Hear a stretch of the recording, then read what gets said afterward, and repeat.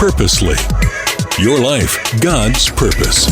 Listen at onpurposely.com. My mom and dad asked me to come back to their bedroom for a talk, and I thought I was probably in trouble for something. I wasn't sure what, but I was already getting my answers in order just in case they weren't happy about my latest spelling test grade, or maybe it was something I said to one of my brothers. Yeah, I thought that's probably it. One of my brothers has probably tattled on me about something, the traitor. But instead, they handed me a piece of paper. And that piece of paper was on official business letter stationery. It was a letter to congratulate my dad on a big promotion. And I read through that letter thinking, okay, well, congrats, Daddy, but what does this have to do with me? And then I saw it. Some words in that letter that were going to change everything. I'm Julie Lyles Carr, and this is God on the Go, where we help you make the minutes matter. You wouldn't think that just a few words on a business letter could make that big a difference to a girl who had just started high school in California, but boy, did they. Because those words in that letter announcing my dad's work promotion said that we would be moving all the way across the country to Washington, D.C. for his new job. I couldn't believe it. I didn't want to believe it. We had been living in California since I was in the second grade. I sort of forgot about the fact that my dad's job could move us anywhere. After all, we hadn't moved in a really long time. So I was really sad that night after I found out that I would be moving, and after each of my brothers had had the same talk with my mom and dad, they were sad too. Sure, we were proud of my dad, but we hated leaving our friends and our house and our church group. It was really hard. Well, a few months later, we moved to Washington, D.C. And can I tell you something funny? I didn't want to like it. I didn't want to like our new house, our new neighborhood, my new school, my new youth group, but I did, and it kind of made me mad.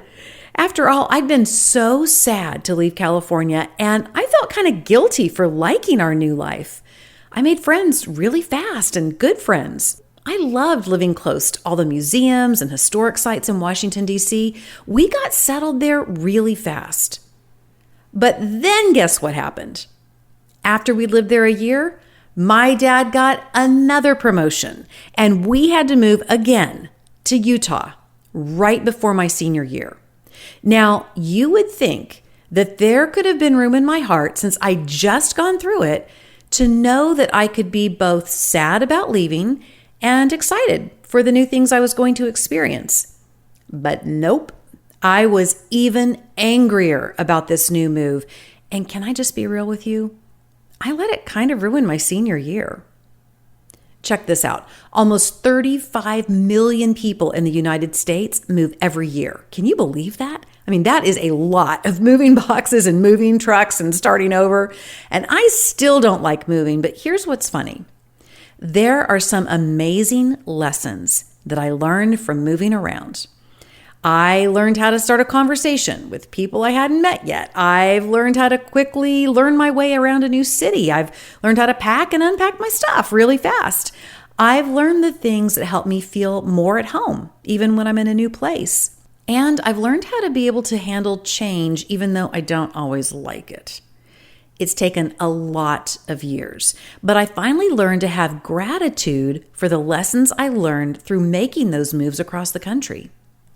Gratitude doesn't always mean you have to be happy about something. Sometimes gratitude is simply seeing that you've learned some pretty amazing things in the middle of some yucky situations. In the Old Testament, in the Bible, there is a group of people, the Israelites, and they find out they're going to have to move. Now, they had always wanted to move. They were living as slaves in Egypt, and they had prayed for a long time that God would let them leave Egypt and would give them their own land. But once God answered that prayer and they were hiking all the way to their new home, they got more focused on what was hard about their move than about what was good. They complained, they wanted to go back to Egypt. Once they got to their new home, they found out there were enemies in the land who didn't want them there. But guess what? It says in the book of Judges, chapter 3, verse 2, that God left enemies around the Israelites for a reason. It says, He did it to train the descendants of Israel, the ones who had no battle experience, in the art of war. God was teaching them, even through hard times, a really important lesson, which was how to fight and protect their families. I'm sure it didn't feel too fun to have to deal with their enemies, but over time, they had gratitude for the lesson.